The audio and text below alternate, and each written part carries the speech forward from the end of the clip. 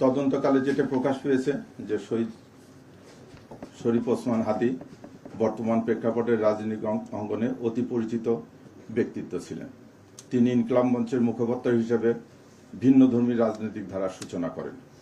বিভিন্ন সময়ে কার্যক্রম নিষিদ্ধ আওয়ামী লীগ ও নিষিদ্ধ ঘোষিত ছাত্রলীগ সংগঠনের বিগত দিনের কার্যকলাপ সম্পর্কে তিনি সভা সমাবেশ, ইলেকট্রনিক ও সোশ্যাল মিডিয়ায় বিভিন্ন রকম সমালোচনামূলক জোরালো বক্তব্য প্রদান করেন।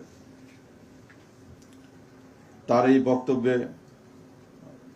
নিষিদ্ধ ঘোষিত ছাত্রলীগে তার সংগঠনের নেতাকর্মীরা ক্ষুব্ধ হয়। আপনারা জানেন, ভিকটিমকে গুলি করা এজার নামে পলাতক আসামি ফয়সাল করিম মাসুদ ওরফে রাহুল ওরফে দাউদ নিষিদ্ধ ঘোষিত ছাত্রলীগের রাজনীতির সাথে জড়িত ছিলেন। শুটার ফয়সাল করিম মাসুদ ওরফে রাহুল ওরফে দাউদ এবং তার সহযোগী আলমগীর হোসেন দয়কে পলায়নের বিষয়ে সার্বিক সহায়তাকারী তদন্তে প্রাপ্ত আসামি তাজুল ইসলাম চৌধুরী বাপ্পি পল্লবী থানা যুবলীগের সভাপতি ও ঢাকা উত্তর সিটি কর্পোরেশনের ৬ নং ওয়ার্ডের আওয়ামী লীগ মনোনীত নির্বাচিত কাউন্সিলর ছিলেন। কাজে আসামিদের রাজনীতি পরিচয়, ভিকটিমের পূর্ববর্তী বিভিন্ন রাজনৈতিক বক্তব্য থেকে তদন্তে প্রকাশ পায় যে রাজনৈতিক প্রতিহিংসার কারণে শরীফ ওসমান হাদি ওরফে ওসমান গনিকে গুলি করে হত্যা করা হয়। সার্বিক তদন্ত স্বাক্ষর প্রমাণে ধৃত আসামিদের স্বীকারোক্তিমূলক জবানবন্দি ফৌজদারি কার্যবিধির ১৬৪ ধারায় রেকর্ড করা হয়।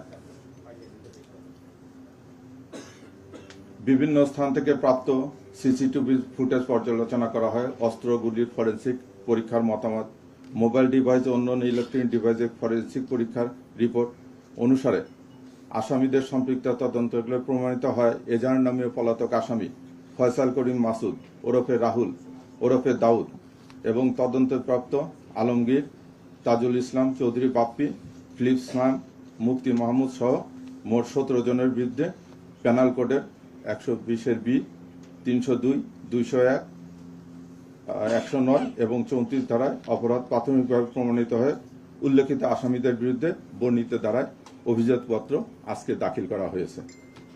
ভবিষ্যতে এই মামলা সংক্রান্তে আরও কোনো তথ্য প্রমাণাদি বা কারো সংশ্লিষ্টতার প্রমাণ পাওয়া গেলে বিজ্ঞ আদালতে সম্পূরক অভিযোগপত্র দাখিল করা হবে।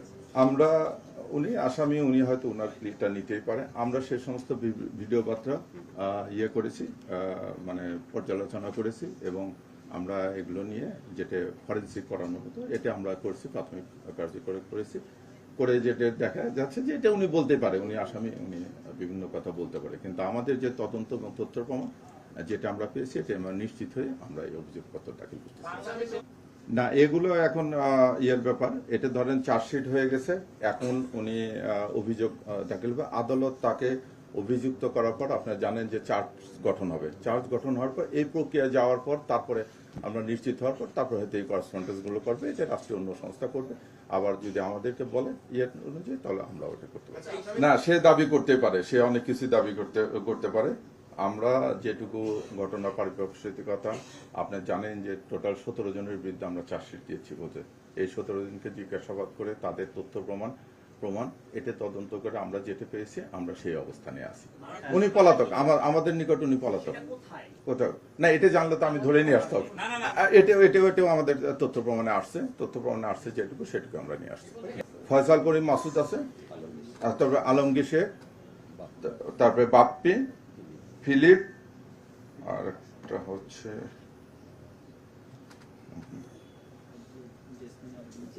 জেসমিন, ওর বোন, ফয়সালের বোন জামাই, তারপরে যে বাপ্পি ওয়ার্ড কমিশনার, ফিলিপ, আর একটা হচ্ছে কবির।